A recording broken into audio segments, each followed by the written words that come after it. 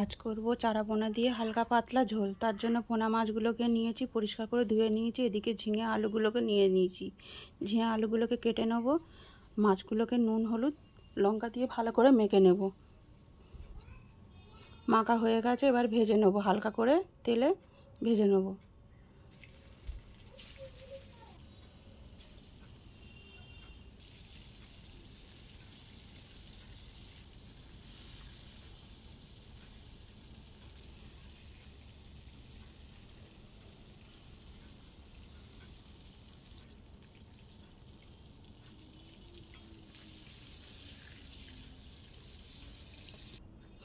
মাছগুলোকে আমার ভেজে তুলে নেওয়া হয়ে গেছে। এবার ওই তেলের মধ্যে কালো জিরে, শুকনো লঙ্কা, তেজপাতার ফোড়ন দিয়ে দিলাম। একটু নাড়াচাড়া করে নিয়ে পেঁয়াজ দিয়ে দিলাম, কোচানো পেঁয়াজ দিয়ে দিলাম। কিছুক্ষণ ভেজে নিয়ে কেটে রাখা আলুগুলোকে দিয়ে দিলাম।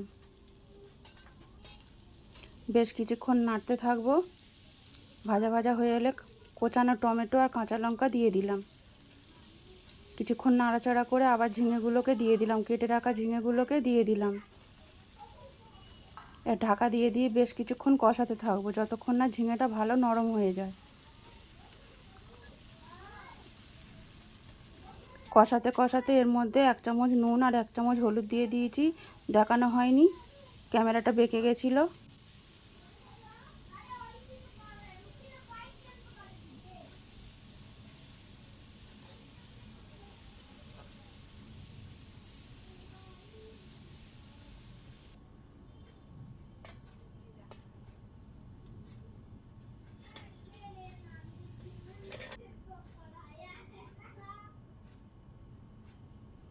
ভালো করে আমার কষানো হয়ে গেছে, এবার জল ঢেলে দিলাম। 10 মিনিট ঢাকা দিয়ে সেদ্ধ করতে দেব।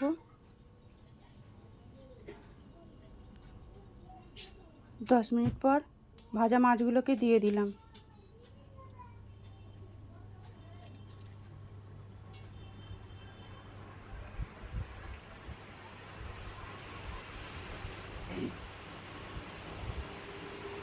মাছের ঝোল হয়ে গেছে। এইভাবে করে খেয়ে দেখো, ভালো লাগবে।